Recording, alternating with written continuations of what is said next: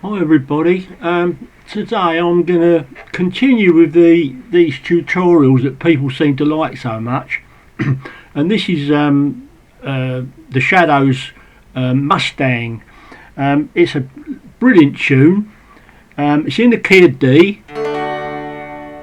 It's in the key of D. What I'm going to do, I'm going to play it for you, and then show you how I went about playing it, so that you can sort of, pick it up perhaps yourself if this is a tune you've often thought you'd like to play. This after you've seen this video, you should be able to play this tune pretty well. I'm using a UB Hank backing track. It's not really the same as the original, because the original is a fade out on the end. The Shadows version is he fades it out on the early one. But this has got a definite ending to it. But that's the only difference. Now the thing is about this Shadows sound and stuff. Don't forget, back in the late 1950s and early 60s, everybody was a bit hard up. Much the same as they are today. I don't suppose that's changed much. But the thing is, people couldn't afford the equipment then, and even Hank and the Shadows. Hank started out in his real serious playing life, of course, with the first Strat, but he only had a Vox amplifier, a 15, I think, first of all, and then a 30. And he had some sort of amplification. I think the first amplification he got off of Joe Brown. But basically what I'm trying to say is, in them days things were pretty basic, not like they are now, where you've got your posh Strats now and your King pickups and all the sorts of echoes and all sorts of amplifications. Back in those days when this Mustang was recorded, it was only very basic stuff. So what I'm trying to do, I'm trying to not emulate that sound, because it's impossible. But just to try and give you the impression that you don't need expensive equipment to reproduce these songs. So without further ado, I'll play through Mustang for you, and then we'll get on to the teaching part. Oh yeah, an apology there. I'll just play back that first part that I was discussing the tune and that, and what I meant to say was that Hank got his first echo situation sorted out with a machine that Joe Brown gave him, that he didn't like. Joe Brown didn't like to use the echo, so he passed it on to Hank. That's what I was trying to say. I'm sorry about that.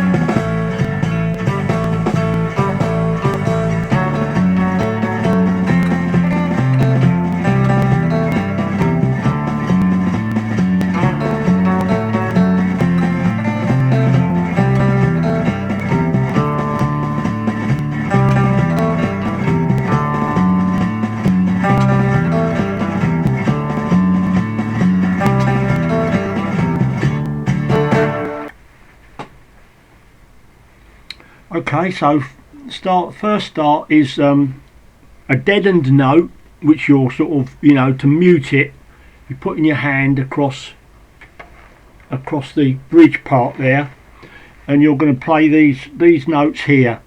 Fourth string, fourth fret, and a deadened sound like this.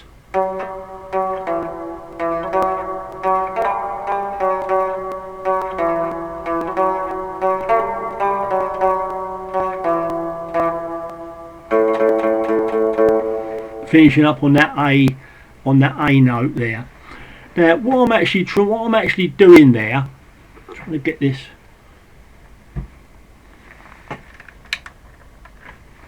to look a bit clearer for you. It's a dead note, as I say, to start with, but what you're actually doing, you're going to pull off that A note on the third string there at the second fret.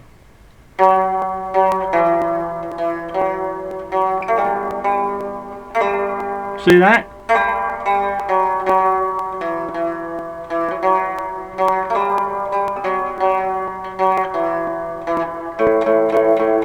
Finishing up on that A, half an A chord there really.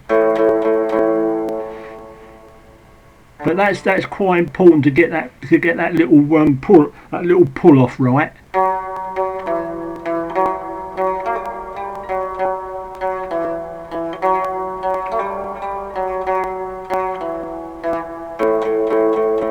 You get that bit and then you're off and running to the main tune.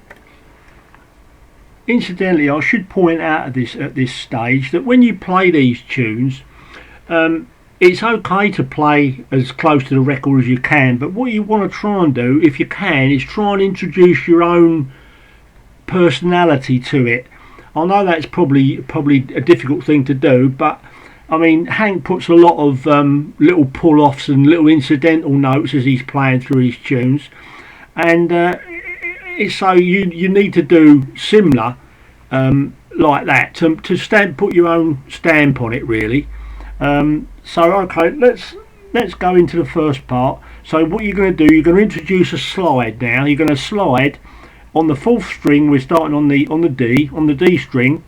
E, we're going to slide it up to the F sharp, and then on that A.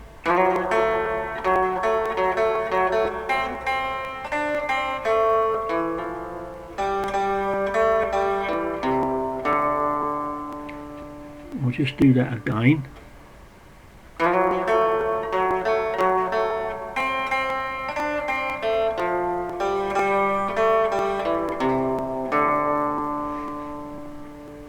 I don't know whether you can see what I'm doing now, and that formulates the main part of the tune. Up to the C there, C. Back, ending up on that F. Open third string.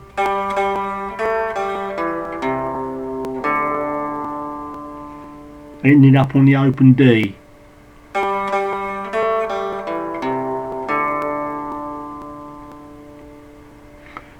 So that's that first part.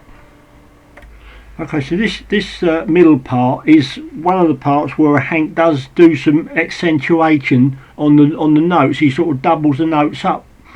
It goes like this. Starting on the third string at the sliding up to the sixth fret.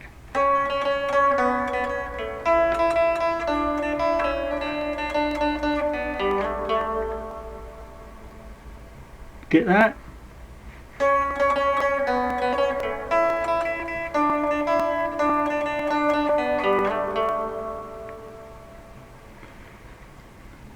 See those extra notes he puts in there.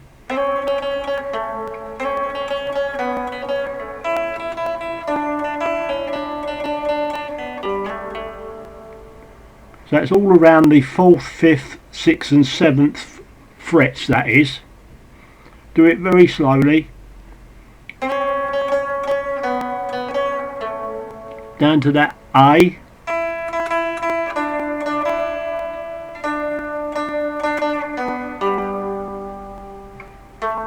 ending up on that G. Okay, that's the first part of that. So we've got that bit, that first bit.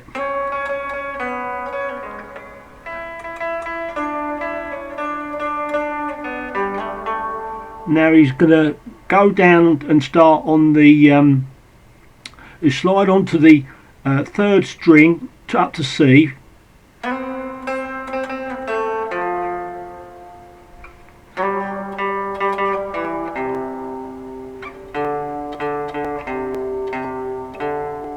You can do muted notes here if you want to. We'll just do that whole measure again.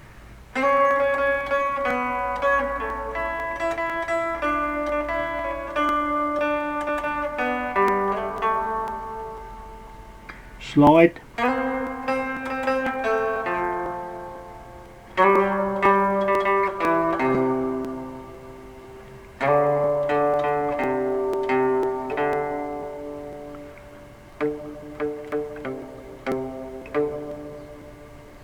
Okay, that's that measure. Now we're going to go up onto the first solo.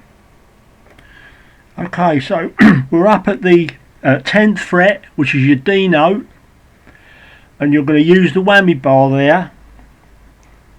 It's going to go something like this.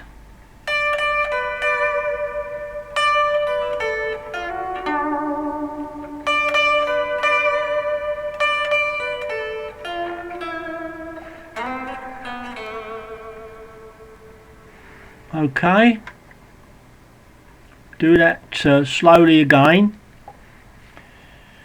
On the D note start with.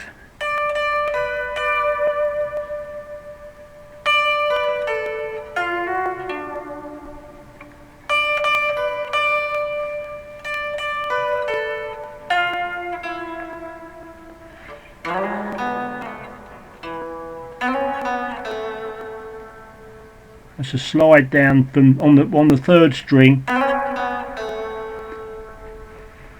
see if I can show you what I'm doing there. Sliding all the way on the third, from the 4th fret up to the 6th and back. I'll do it up here again.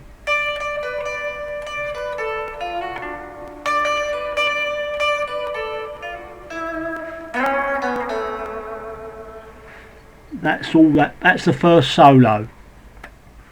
There's a little bit after that solo that I didn't show you. So when you've done that first solo and you're coming down here, it sort of does this.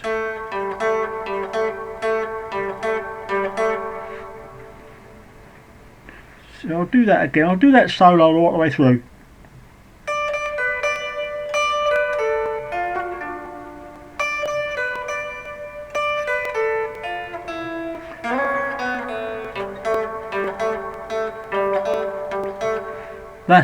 That's the end of that after you come out of the solo, and then that leads you straight into the main tune again. So if you're going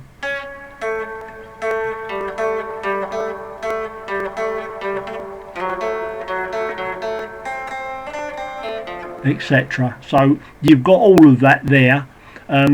If there's something I've left out, you'll find that overall you'll know all the bits. If you look at all the videos through, you'll find out if there's any bits that I've left out. They're there for you anyway, so you've not got to learn anything that I'm not showing you. So we're winding up to the end now. Basically what I've shown you so far is just a repeated section from the first to the second section is repeat of the first, so you've got all of that. But when you come up to the second solo, it is quite just a little bit different. So okay, you've done all the bits leading up to the second solo, and you're just about to go into the second solo. So you're up on the D again.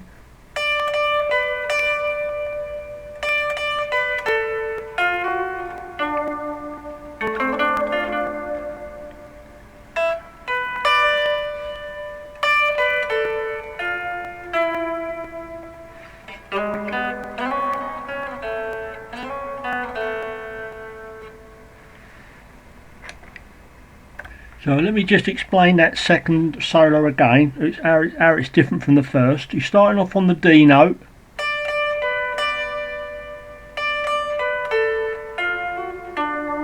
And then he puts this bit in. And then he doesn't start on the D the next bit. He starts on this note on the 12th fret, second string.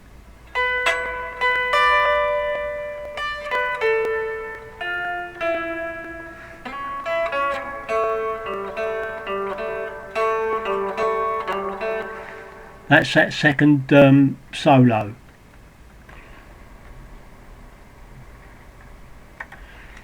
So we're almost done now. You've got all the bits and pieces there, just need stitching together. You come out of that second solo and you've got down to this bit.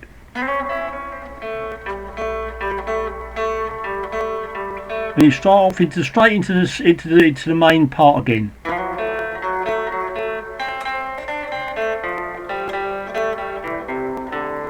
Do that a couple of times.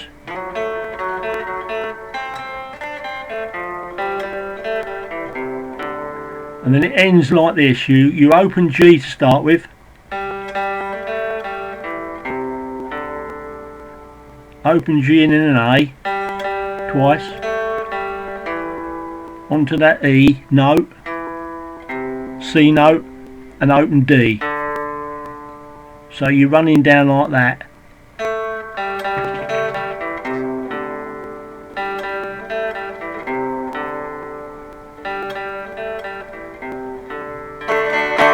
Ending up on the D chord.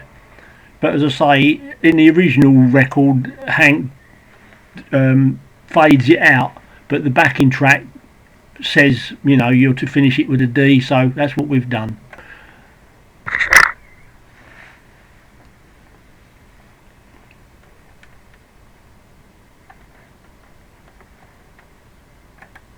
Okay, so that's Mustang. Have a go at it. See if you can download the backing track or get it off of one of your friends or something. Or if all failing that, Goran's got it on his site, Goran Tankring. He's got a version of the Mustang backing track to help you on your way with that one. And have fun with that. And I'll catch up with you later. Thanks very much indeed. Goodbye for now.